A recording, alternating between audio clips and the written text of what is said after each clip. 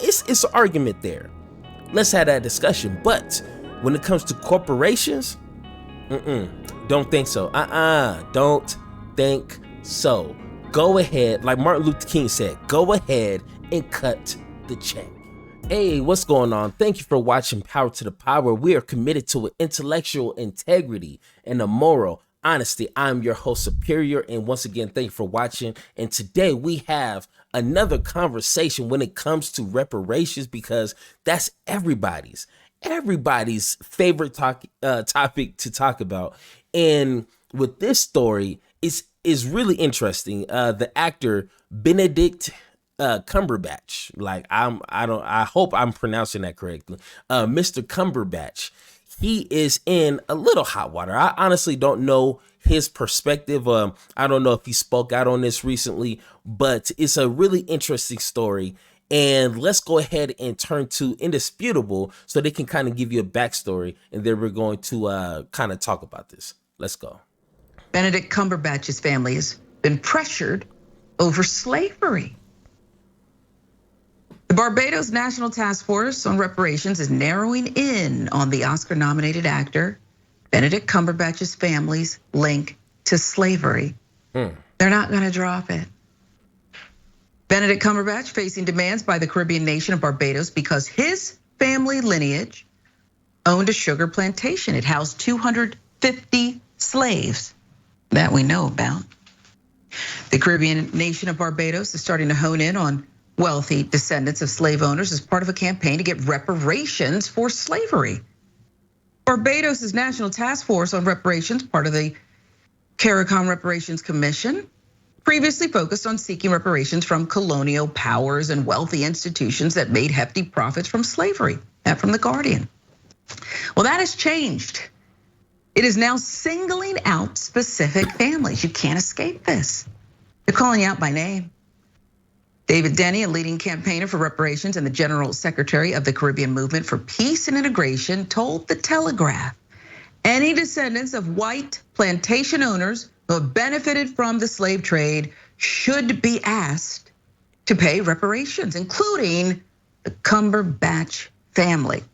So let's talk a little bit about their family history. Cumberbatch's ancestor, Abraham Cumberbatch, bought the Cleland plantation in the 18th century.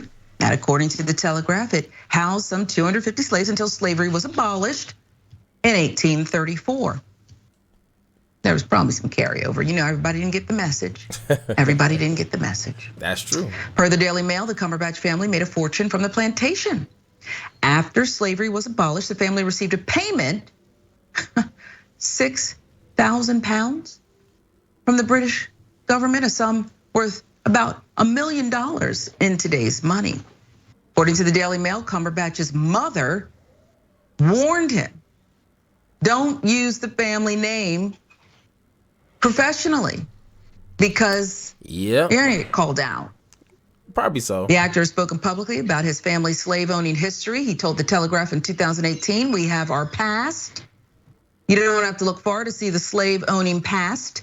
We were part of the whole sugar industry, which is a shocker. Well, it wasn't a shocker to you. You've known about it since you were a child, your family. The Cumberbatch name, it was a proud name, a rich name. But now Barbados is coming for you by name. Oh, all right. I think that's a good spot to stop right there. All right. So I did a post on my YouTube regarding this situation. It had a lot of interesting conversations there, but for the most part, a lot of people seem to understand why Barbados would be doing something like this in the forms of reparations. Now, my personal opinion, which I will have to talk to some more people, try to figure out some things. I don't want to say, go after all these people, because once again, it does still hold true in a sense of they have no control of what family they're born in. You know what I'm saying? They didn't even choose like, oh, that's a rich, slave owner. Put me into that family. It was like it wasn't done like that. So I don't want to hold that against anyone. But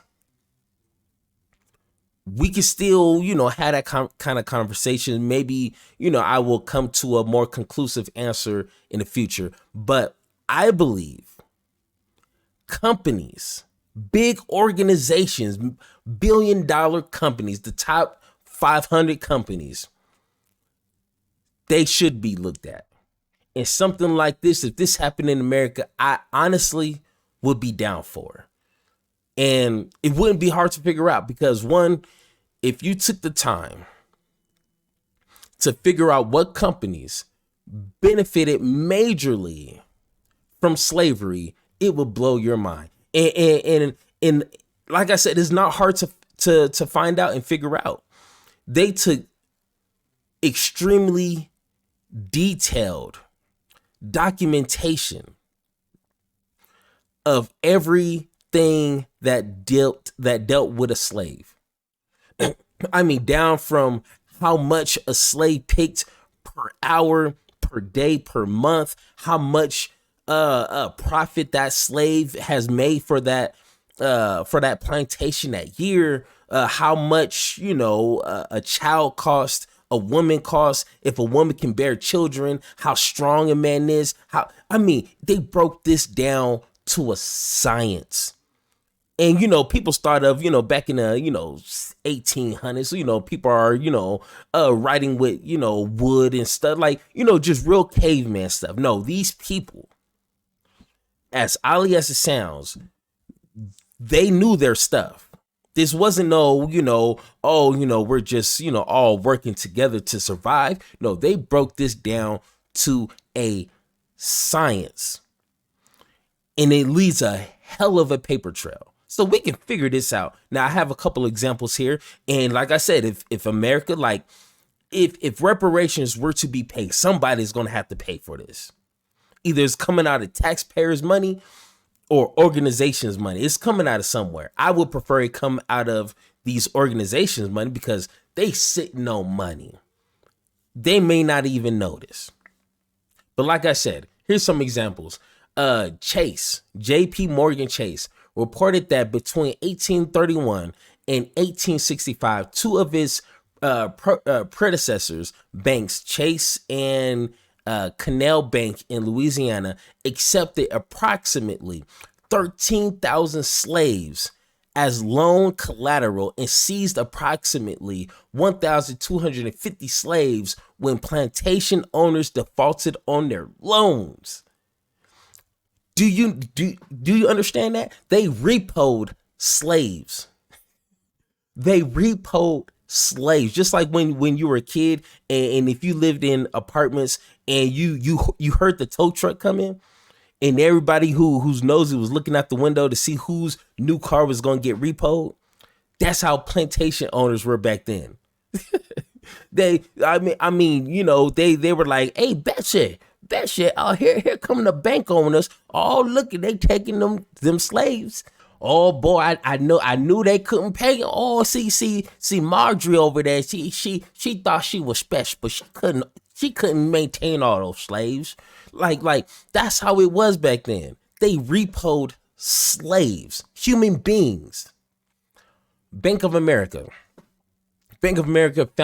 found that two of his predecessor banks, Boatman Savings Institution and Southern Banks of St. Louis, had ties to slavery, and another predecessor bank, Bank of Metropolis, accepted slaves as collateral on loans. No one seems to know this. I don't think people really care about information like this. But when they said that, people who own slaves weren't even that rich, and, it was hard to get slaves, and just a very few people back in the day no, you can go to the bank and use your slaves as collateral. And you could do that with your neighbor. Like, hey, you want to borrow a slave? Hey, put something on the line. Like, they made deals with human beings. It's crazy that people will argue that was not such a bad thing. Why do you need reparations? They just sold your ancestors and treated them like car loans. That's not a bad thing, right? Trust me, I got to deal with idiots like that. Brick Brothers.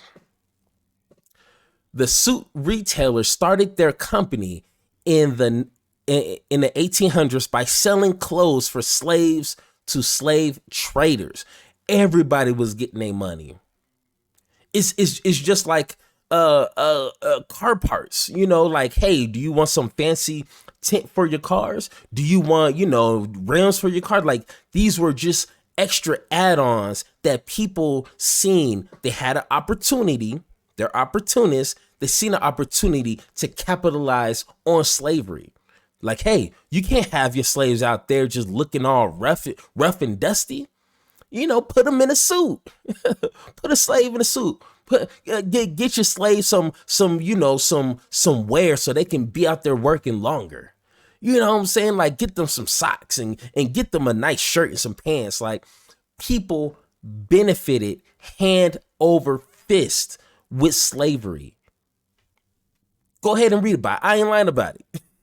So my opinion is, going after individuals, if it shows that, if you can prove that money has been handed down and it's been a major clutch in that family lineages, I'm butchering that word. But you know what I'm saying. If it can be proven, then maybe it's an argument there. Let's have that discussion. But when it comes to corporations, don't think so. Don't think so.